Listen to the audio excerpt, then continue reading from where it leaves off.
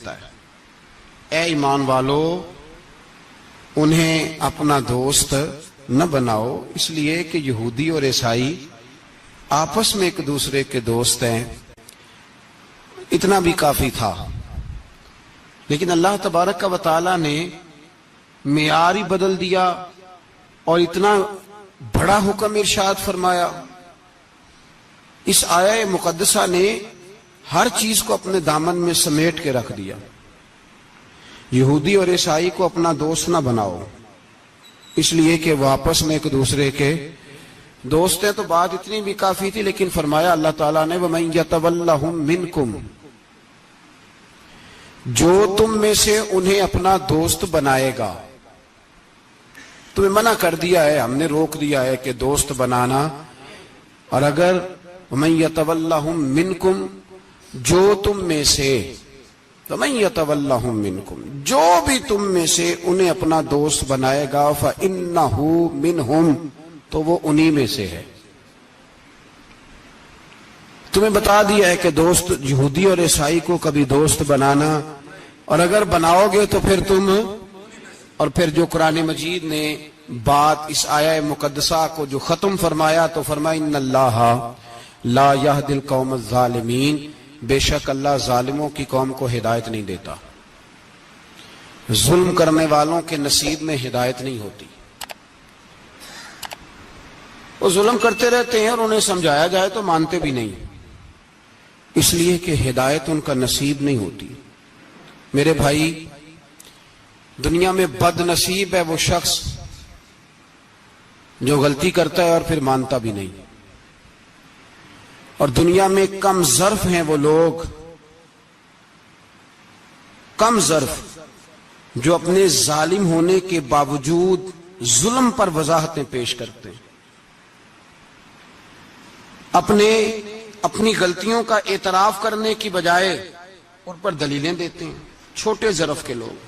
اللہ تبارک و تعالیٰ نے فرمایا یہودی اور عیسائی کو کبھی دوست نہ بنانا۔ میرے بھائیوں، میرے بزرگوں، میرے دوستوں، ہمارا دین تعصب سے پاک ہے لیکن تسلب کا حامی ہے۔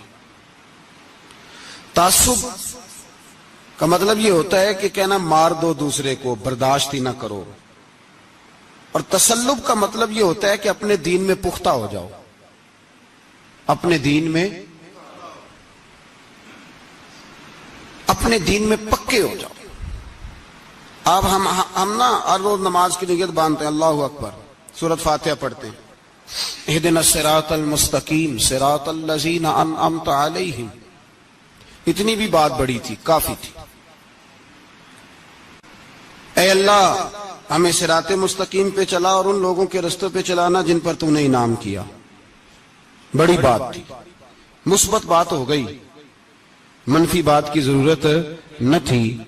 لیکن اللہ تبارک و تعالیٰ نے فرمایا کہ جہاں تم مجھ سے یہ دعا مانگو نا کہ صراط الذین انعمت علیہم، یا اللہ ان لوگوں کے رستوں پہ چلا جن پر تو نے انعام کیا، انبیاء، صلحاء، اتقیاء، صوفیاء، اولیاء، جہاں یہ دعا مانگنی ہے نا، ساتھ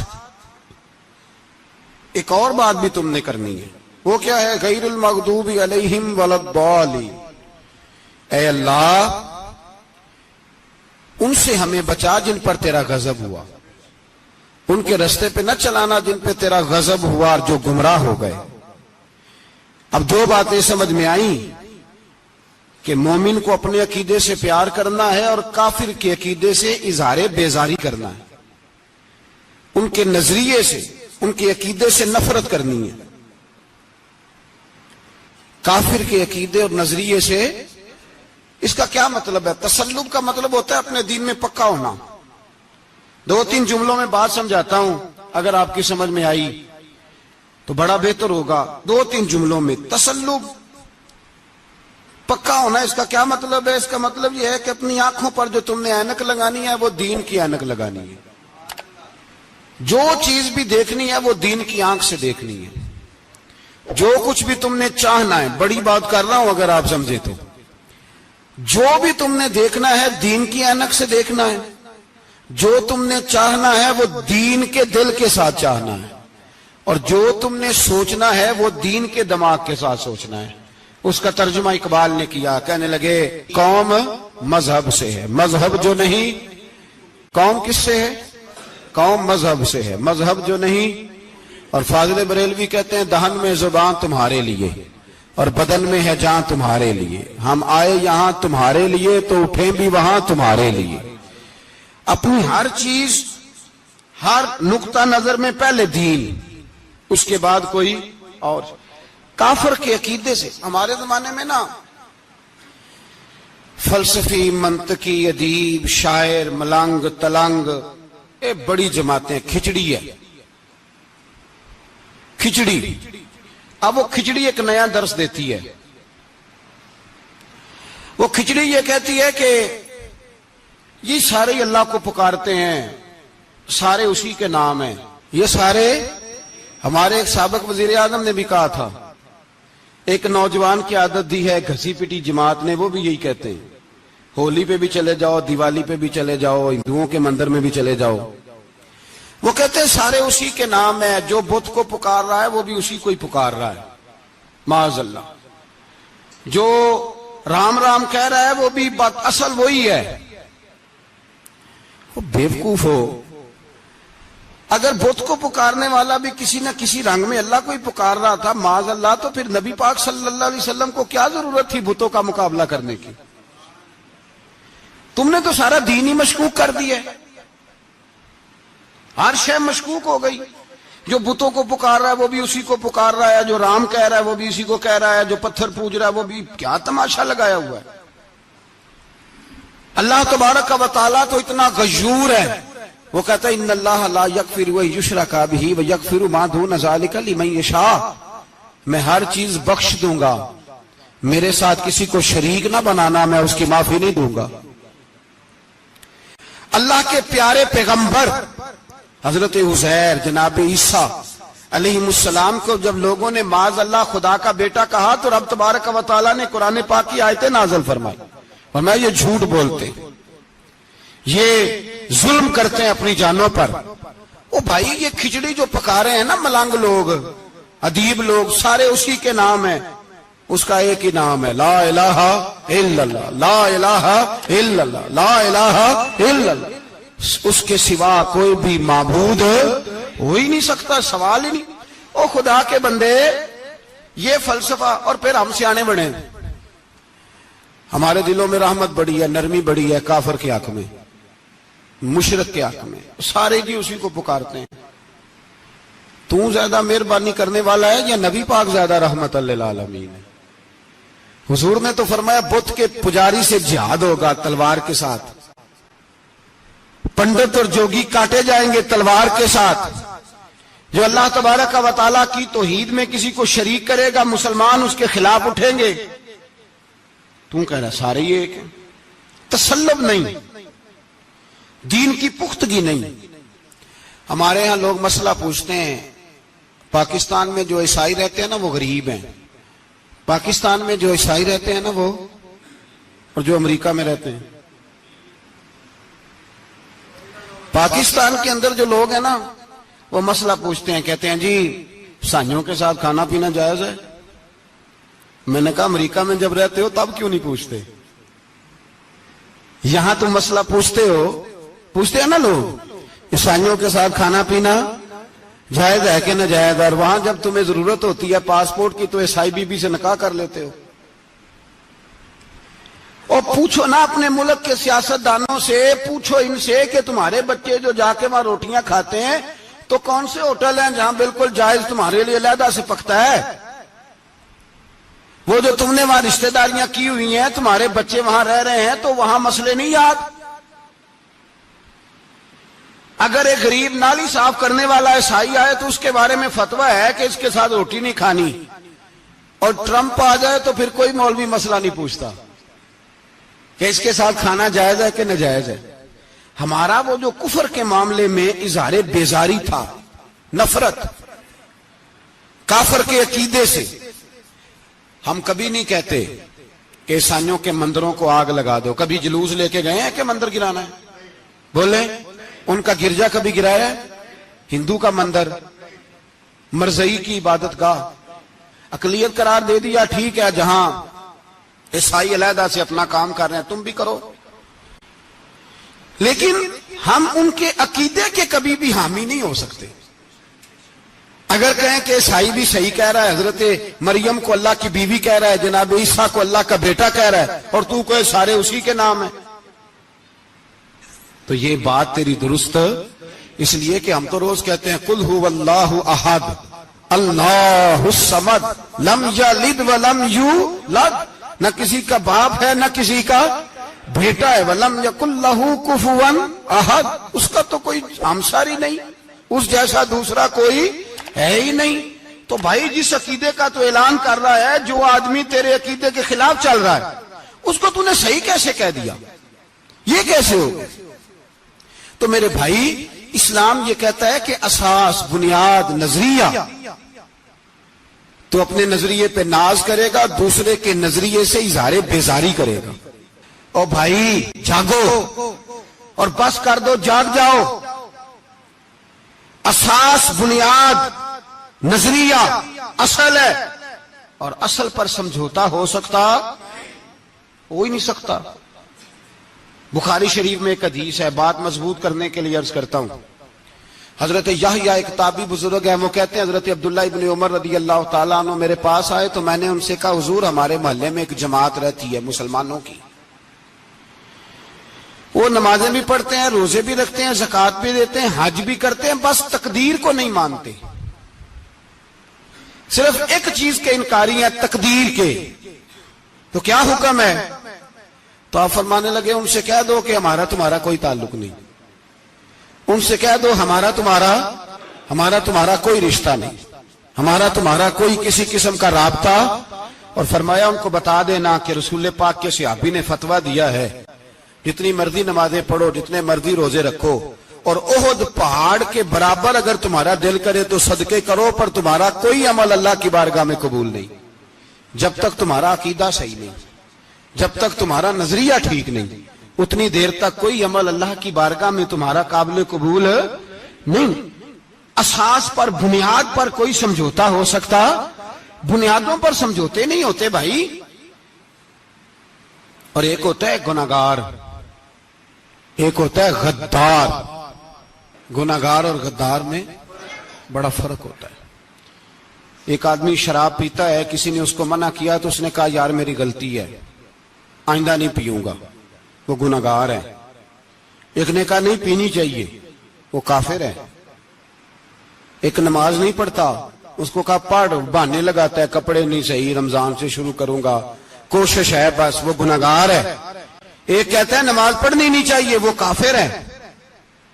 ایک کے جیب میں پیسے تھے، حج کرنے نہیں گیا، بہت بڑا گناہ کیا۔ ایک کہتا ہے حج کرنا ہی نہیں چاہیے، وہ کافر ہو گیا۔ او بھائی گناہگار اور ہوتا ہے، غدار، دونوں میں فرق ہے۔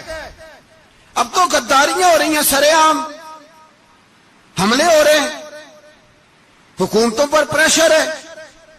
یورپ ایک منٹ سے پہلے مرزئی کو ویزا دیتا ہے، قادیانی کو ویزا دیتا ہے۔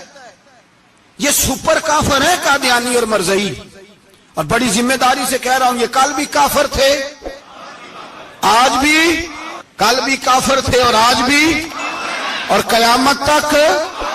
اور اگلی بات سن لو، من شکا فی کفر ہی فقد کفر، جو ان کے کفر میں شک کرے وہ بھی کافر ہے۔ سن لو، یہ فتویٰ دے دینا بے شک جس کو مرضی۔ من شکا فی کفر ہی فقد کفر، جس بندے نے مرزئی کے، قادیانی کے کافر ہونے میں شک کیا، وہ بندہ بھی پکا کافر ہے، پیٹا کافر ہے، جس نے ان کے کافر ہونے میں۔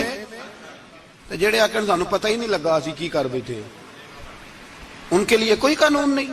وہ جس نے کہا ہے نا مرزئی اس کا قانون بدلنا ہے، اس کو ایک پرچی تیری میری بھی شامل ہے۔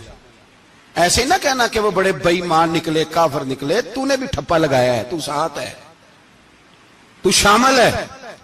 جب قومی اسمبلی میں یہ قرارداد پیش ہو رہی تھی تو ان کو ووٹ دینے والے ان کے گناہ میں شریک تھے، مجرم تھے، ساتھ شامل تھے، ان کو معافی نہیں ملے گی، ان کو لمبی توبہ کرنی پڑے گی اللہ کی بارگاہ میں، انہیں آنسو بہانے پڑیں گے ان کو ٹھپے لگانے کی وجہ سے۔ بچ نہ جایا کرو کہ حکمران برے ہیں تو ہم بڑے نیک پرہیزگار ہیں. چھپے لگانے والے ساتھ شریک ہے جرم. کہتے پتہ ہی نہیں چلا. کیسے پتہ نہیں چلا؟ کیسے پتہ نہیں چلا؟ یہ تو جو مدہوش ہوتے ہیں انہیں پتہ چل جاتا ہے یہ نبی پاک کی عزت کی بات ہو رہی ہے.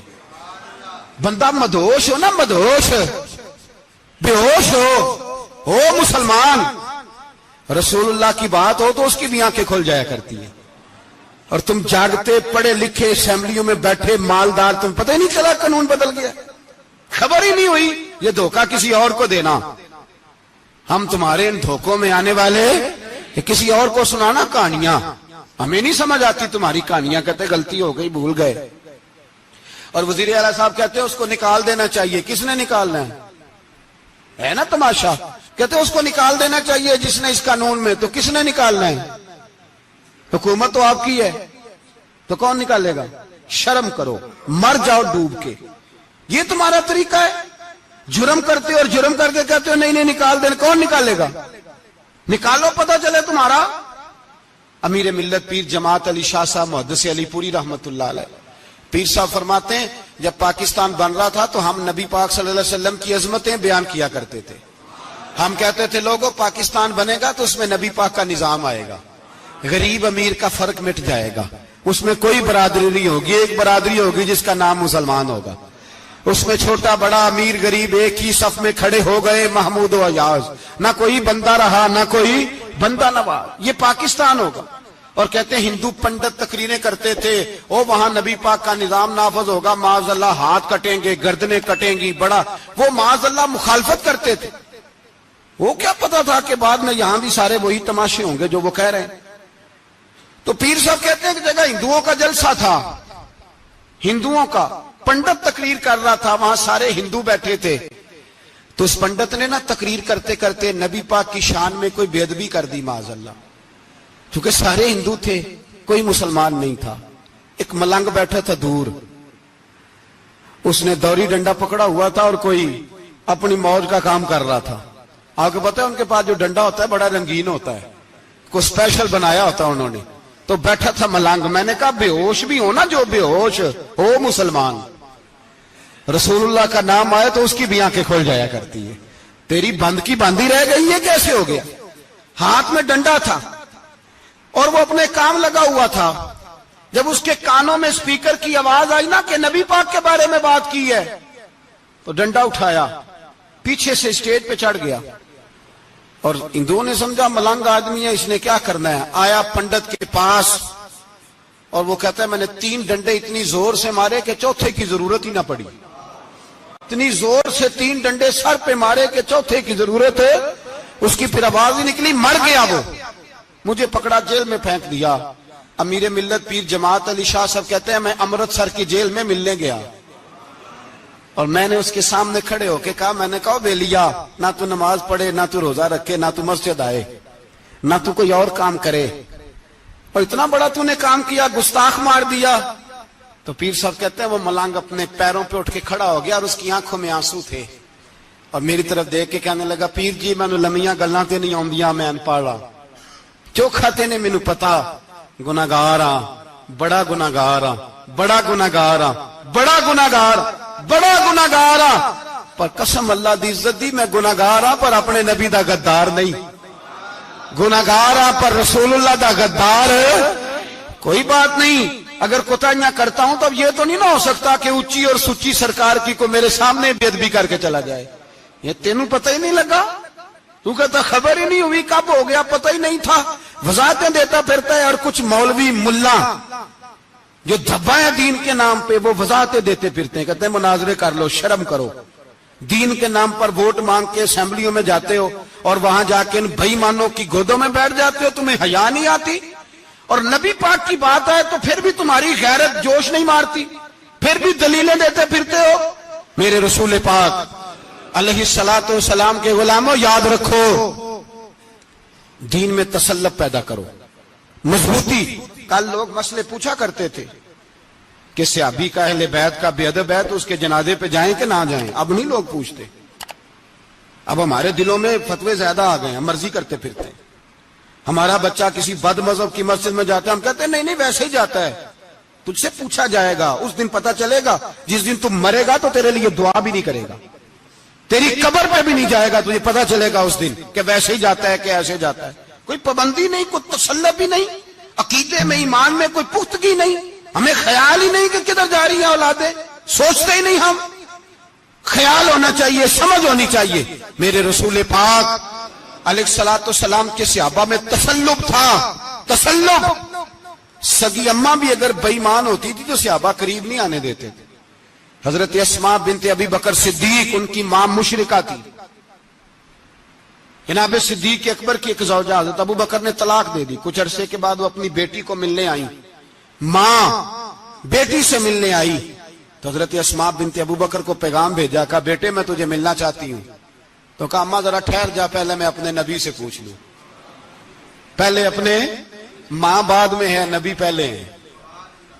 پہلے حضرت اسماء حضور کی بارگاہ میں گئی, یا رسول اللہ میری اماں ملنا چاہتی ہے, اور مشرکہ ہے. حکم کیا ہے؟ فرمایا تو ماں کی حیثیت سے مل سکتی ہے. انہوں نے تو سگے ماں باپ سے ناطے توڑ لیے, سگے رشتہ داروں سے, اور تو ان سے دوستیاں ختم نہیں کر سکتا, تیرا تعلق بھی نہیں. نہیں, سارے اسی کو پکارتے ہیں, سارے ایک ہی ہیں. یہ تماشے کسی اور کو دکھانا, یہاں رسول اللہ کے غلام بستے ہیں. ہمارا عقیدہ بڑا پختہ ہے, بڑا پختہ, بڑے پختہ نظریات کے لوگ اللہ نے اس دھرتی کو عطا فرمائے. اس زمین نے بڑے کامل مومن پیدا کیے. بھائی یاد رکھو, رسول پاک علیہ الصلوۃ والسلام کے غلاموں میں اپنے دین کے لیے تسلط تھا, پختگی تھی, کفر سے بیزار رہتے تھے. اگر سب کو ایک میں ایک ہی کرنا تھا تو پھر اتنی لمبی چوڑی جدوجہد, امیر حمزہ کا کلیجہ نکل گیا, کان کٹ گئے, سب کچھ ہو گیا, اور آج تم ان شہیدوں کی لاشوں پہ کھڑے ہو کے کہتے ہو کہ یہ تو ایسے ہی کٹ گئے. مذاق ہے یہ, کوئی مذاق ہے؟ اصل بات بتاؤں آپ کو کیا ہے؟ دین مفت میں ملا ہے, اور جو شے مفت مل جاتی ہے اس کی قدر نہیں ہوتی. قدر دین نبی دا ایک ہی جانن دنیا دار کمینے, دین نبی دا جانن والے سونگے وچ مدینے. تجھے کیا پتا, تجھے کیا خبر اس دین کی؟ تجھے خبر ہی نہیں میرے رسول پاک کا پسینہ کتنا بہا ہے. کبھی تیرا پھیرا لگے تو احد کے پہاڑ سے جا کے پوچھنا نبی پاک کا خون کتنا بہا ہے. کبھی ٹائم ملے نا, ملک شام جا اور حضرت بلال کی قبر پہ کھڑے ہو کے پوچھ دین کتنا قیمتی ہے. اور پھر اس سے زیادہ بات پوچھنی ہو نا کبھی تو مدائن جا, حضرت سلمان فارسی کے مزار کے پاس ان سے پوچھ دین کی قیمت کتنی ہے. وہ تجھے بتائیں گے کہ کئی 100 سال لگ گئے نبی پاک کے قدموں میں پہنچنے تک. 100 سال, کئی 100 سال. اور اگر پھر بھی تجھے تسلی نہ ہو تو جنت البقیع میں جا اور سیدہ طیبہ طاہرہ حضرت فاطمہ الزہرا سے پوچھ, ان سے پوچھ بی بی اس دین کی قدر کیا ہے. وہ تجھے بتائیں گی کہ جب دین کے چہرے پہ سرخ رنگ بھرنا تھا تو میں نے حسین کا خون دے کے بھرا ہے. وہ تجھے بتائیں گی کہ اس دین کو جب پینٹ کرنا تھا تو میں نے جناب علی اصغر کے بازوؤں کے ساتھ مصوری کی ہے. اس کو آسان سمجھ رکھا ہے لوگوں نے, آسان سمجھ رکھا ہے. کہا تم کٹ گئے, اور آج اٹھنے والا صوفی اور درویش کہتا ہے سارے ایک ہی ہیں, سارے اسی کو مانتے ہیں. جس سیاستدان کا دل کرتا ہے وہ جا کے مندروں میں پوجا کر آتا ہے, جس کا دل کرتا ہے وہ جا کے ہندوؤں کی ہولی اور دیوالی میں شریک ہو جاتا ہے. سب ایک ہی ہیں. اگر ایک ہی تھے تو حسین کا علی اصغر کیوں شہید ہوا؟ اگر سب ایک ہی تھے تو جناب علی اکبر کیوں شہید ہوئے؟ سارے ایک ہی تھے تو پھر ٹھیک ہے, مست رہنا چاہیے تھا. یہ مذاق ہے اتنی قربانیاں؟ شرم ہی نہیں آتی بات کرتے ہوئے؟ جاگو اور اپنے دین کو سمجھو. میرے رسول پاک علیہ الصلوۃ والسلام نے جو دین دیا اس میں تسلب ہے, تسلب, کفر سے بیزاری. کتنی بیزاری؟ حضرت ام حبیبہ رضی اللہ تعالیٰ عنہ ام المومنین ہے, یہ ہماری اماں ہیں. ام, ماؤں کے نام تو بچوں کو آنے چاہیے نا, یہ مومنوں کی ماں ہیں. ابو سفیان کی بیٹی ہیں, حضرت ابو سفیان رضی اللہ تعالیٰ عنہ کی بیٹی نبی پاک کی زوجہ ہیں. جناب امیر معاویہ رضی اللہ تعالیٰ عنہ کی سگی بہن حضور کی زوجہ تھی, بہت بڑے امیر باپ کی بیٹی تھی. مدینے جب آئیں تو نبی پاک کے گھر میں غربت دیکھی, آزمائش دیکھی، کئی کئی دنوں کے فقر اختیاری کے جلوے دیکھے۔ ابو سفیان ایک مذاکرات کے سلسلے میں مدینے آئے اور کہتے ہیں میں نے سوچا سیدھا اپنی بیٹی کے گھر جاتا ہوں، تو کہتے ہیں میں حضرت ام حبیبہ کے صحن میں داخل ہوا تو چارپائی پہ بستر بچھا ہوا تھا، اور ام حبیبہ ایک سائیڈ پہ بیٹھ کر تو سوئی دھاگے کے ساتھ کوئی کام کر رہی تھی۔ ابو سفیان کہتے ہیں میری بیٹی کی نظر پڑی تو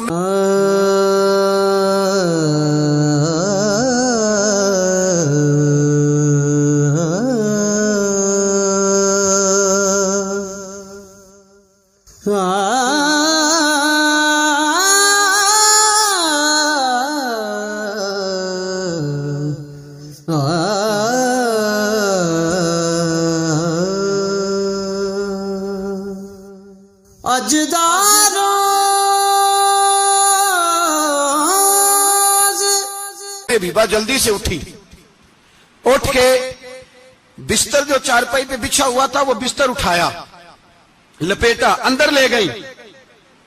بعد میں باہر آئیں تو میں نے بیٹی کے سر پہ ہاتھ رکھا، میں نے کہا بیٹی میں سمجھ گیا ہوں، بستر پہ میری نظر پڑی ہے، لگتا ہے کئی سال پرانا ہے، پیوند بھی لگے ہوئے ہیں، تو اس لیے اندر رکھا ہی ہے کہ پرانے بستر پہ باپ کو بٹھاؤں گی، اس لیے رکھا ہی ہے۔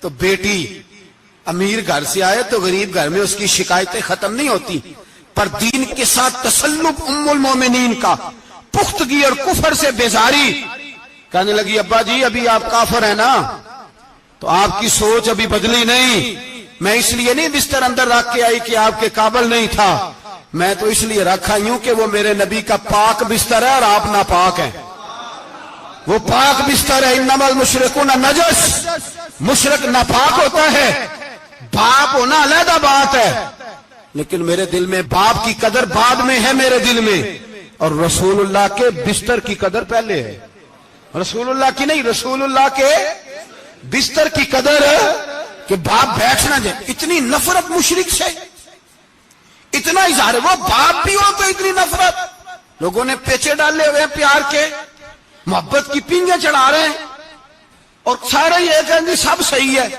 اور ہمارے دلوں میں نرمی، ہمارا اپنا جوان باہر جاتا ہے، وہ یہ نہیں دیکھتا کہ میں جس سے شادی کرنے لگا ہوں نیشنلٹی زیادہ ضروری ہے کہ ایمان، پیسے زیادہ ضروری کہ ایمان، دین زیادہ ضروری کہ دولت۔ عجیب تماشا ہے، بیچتے پھرتے ہیں، فار سیل کر دیا مذہب کو، تسلط بھی نہیں، کوئی خیال ہی نہیں، توجہ ہی نہیں ہماری۔ میرے رسول پاک علیہ الصلوۃ والسلام کے صحابہ جو چٹان تھے دین کے معاملے میں، اپنا پیارا بھی سامنے آتا تھا تو کافر سمجھ کے قتل کر دیتے، اس لیے کہ وہ سمجھتے تھے قوم مذہب سے ہے، مذہب جو نہیں تم بھی نہیں، اگر دین نہیں رہے گا تو کوئی شے باقی نہیں رہے، یاد رکھنا، اگر دین نہیں رہے گا۔ میرے حبیب پاک علیہ الصلوۃ والسلام کے غلاموں کا یہ حال تھا۔ احد کے اندر افواہ پھیل گئی کہ حضور شہید ہو گئے، حضرت انس بن مالک کے چچا تھے انس بن نضر رضی اللہ تعالیٰ، جب افواہ پھیلی نا حضور شہید ہو گئے تو جناب انس بن نضر اٹھے، تلوار پکڑی، صحابہ سے کہنے لگے یہاں کیوں بیٹھے ہو؟ کہا حضور شہید ہو گئے، ہم کیا کریں؟ فرمایا حضور شہید ہو گئے تو ہم زندہ رہ کے کیا کریں گے؟ یہاں کیوں بیٹھے ہو؟ ہمارا جینا بھی مصطفیٰ کے لیے، مرنا بھی مصطفیٰ کے لیے، اگر حضور علیہ الصلوۃ والسلام وصال کر گئے تو اٹھو، ان بے ایمانوں سے لڑتے ہیں جنہوں نے مصطفیٰ کو شہید کیا ہے، اٹھو۔ حضرت انس بن نضر میدان میں نکلے، اس طرح لڑے کہ صحابہ کہتے ہیں نہ زخموں کی پرواہ، تیر برستے رہے پرواہ کوئی نہیں، تلواریں چلتی رہی پرواہ کوئی نہیں، ان کے وجود پر نیزوں کے زخم آتے رہے پرواہ کوئی نہیں۔ حضرت انس بن نضر اتنا لڑے کہ شہید ہو گئے، اور جب شہادت کے بعد ان کی لاش دیکھی تو 80 زخم نظر آئے، تلواروں کے، نیزوں کے 80 زخم۔ حضور کے لیے ان لوگوں نے جانیں دے دی، پرواہ ہی نہیں کی۔ یہاں اس مسئلے کو ہمارے ہاں لوگ سمجھتے ہی نہیں۔ ختم نبوت کا مسئلہ بڑا حساس مسئلہ ہے۔ ما کان محمد ابا احد من رجالکم ولکن رسول اللہ وخاتم النبیین۔ ہم ختم بھی پڑھے نا کسی کا تو اس میں بھی ختم نبوت والی آیت پڑھتے ہیں، اس لیے کہ یہ بنیادی مسئلہ ہے۔ ہم لوگوں کو بتاتے ہیں کہ جو مرنے والا گیا ہے نا دنیا سے، وہ نبی پاک کی ختم نبوت کا اعلان کرتا ہوا گیا ہے۔ ہم لوگوں کو یہ بات بتلاتے ہیں، میرے حبیب پاک علیہ الصلوۃ والسلام کی 150 کے قریب حدیثیں ہیں کہ میں آخری نبی ہوں، میرے بعد کوئی نبی نہیں ہے۔ 150 کے قریب حدیثوں میں حضور نے ارشاد فرمایا، جگہ جگہ محبوب پاک نے وضاحت فرمائی کہ میں آخری نبی ہوں، میرے بعد کوئی نبی ہو سکتا، وضاحت۔ اور ہمارے علماء نے لکھا ہے جو دعویٰ کرے کہ میں نبی ہوں اور جس بندے نے اس سے یہ کہا کہ چل کوئی دلیل دکھا، وہ بھی کافر ہو گیا، وہ بھی کافر۔ کیوں تو نے یہ سوال کیا؟ یہ حساس نوعیت کا مسئلہ ہے۔ میرے رسول پاک علیہ السلام کے غلاموں نے ایک پیغام دیا ہے ہمیں، اس پیغام کو یاد رکھنا۔ حضرت سعد بن ربیع رضی اللہ تعالیٰ عنہ کو احد کے میدان میں اتنے زخم لگے کہ اٹھا نہیں جاتا تھا۔ نبی پاک صلی اللہ علیہ وسلم نے فرمایا جاؤ کو میرے سعد بن ربیع کا پتہ کرو وہ کہاں ہے۔ صحابہ آئے تو فرماتے ہیں جب ہم ان کے پاس پہنچے تو ان کی روح پرواز کر رہی تھی، آخری لفظ انہوں نے ادا کیے، کہنے لگے ادھر آؤ صحابہ، ادھر آؤ، میری وصیت سن لو۔ ہم قریب گئے، ہم نے کہا شاید بچوں کے بارے میں، اولاد کے بارے میں، گھر کے بارے میں کوئی وصیت کریں گے۔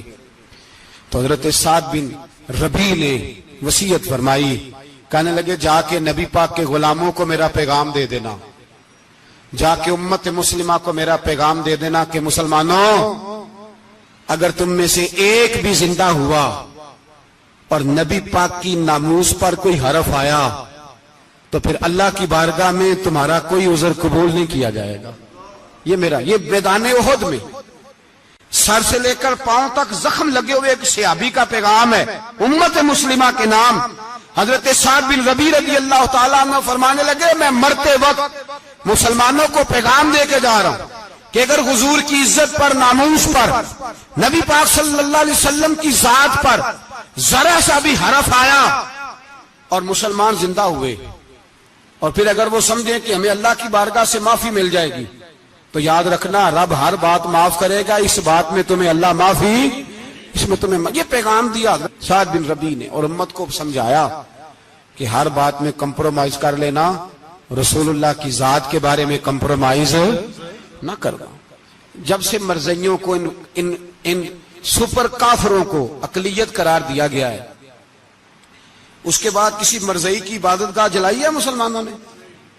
بولے کبھی کسی مرزائی کے ساتھ مسلمانوں نے کوئی ظلم کیا ہے بعد میں؟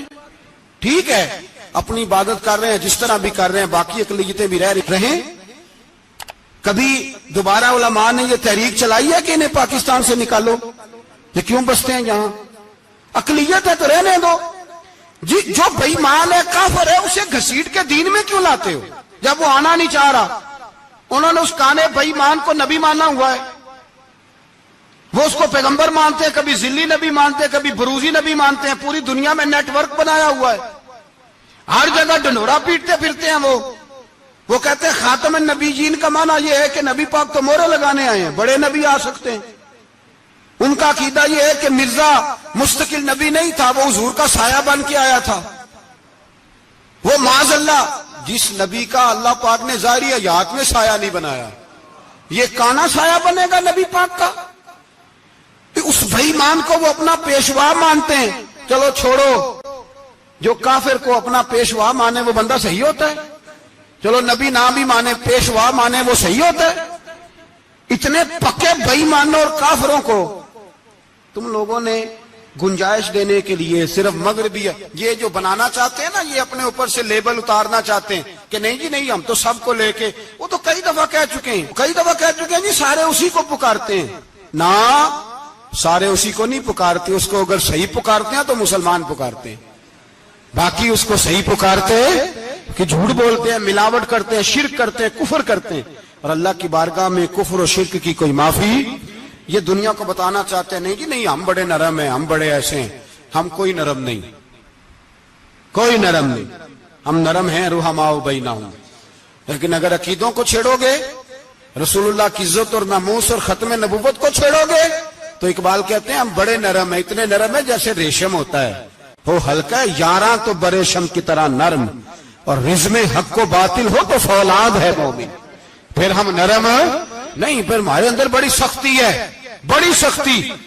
حضرت ابو بکر صدیق سب سے زیادہ نرم تھے، پر ختم نبوت کا معاملہ آیا تو سب سے زیادہ سخت حضرت ابو بکر صدیق ثابت ہوئے، سب سے زیادہ۔ ہم بڑے سخت ہیں، بڑے سخت۔ چیک نہ کیا کرو مسلمانوں کے ایمان کو، ٹٹولا نہ کرو.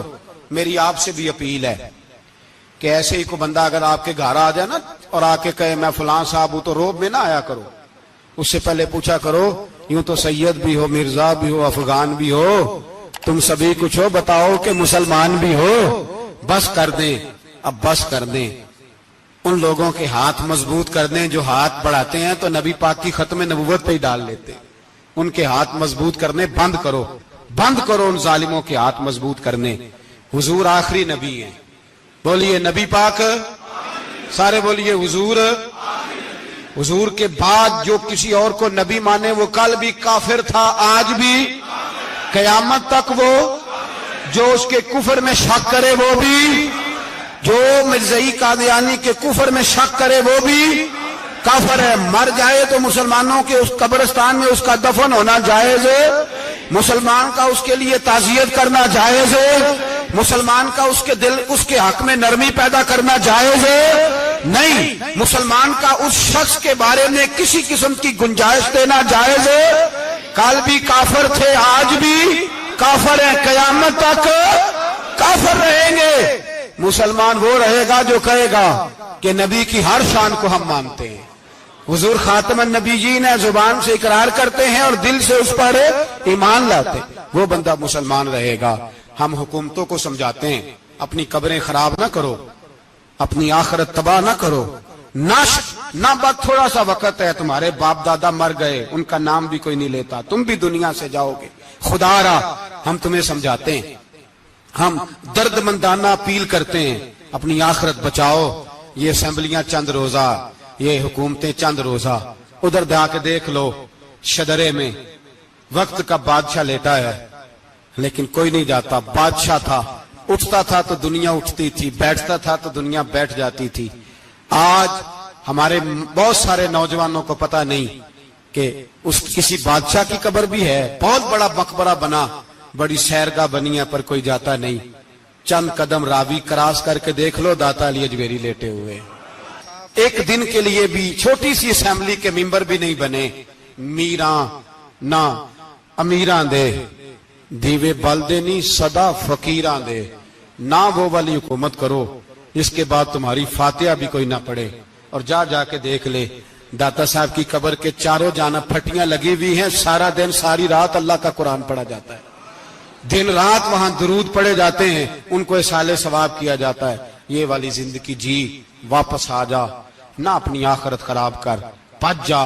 وقت کی حکمران لوٹ آ, رسول اللہ کے قدموں میں بیٹھو, اعلان کرو, بغاوت کرو نبی پاک کے دشمنوں کے خلاف, اور حضور کے سچے غلام بن کے جیو. اگر سچے غلام بنو گے تو حضرت عمر بن عبدالعزیز کی طرح تمہارے تذکرے ممبروں پہ رہیں گے. اور اگر غداری کرو گے, غداری, تو یزید کی طرح تمہاری اپنی اولادیں بھی تمہارا نام نہیں لیں گی, اپنی اولادیں بھی تمہارے تذکرے چھوڑ جائیں گی. یاد رکھنا اللہ کی لاٹھی بڑی بے آواز ہے. کل من علیہ فان, فنا کر دیتا ہے ہر چیز کو. دعا ہے اللہ ہمیں سمجھنے کی توفیق عطا فرمائے.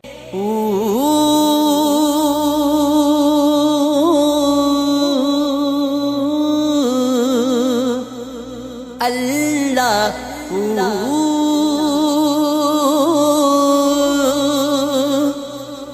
اللہ اللہ اللہ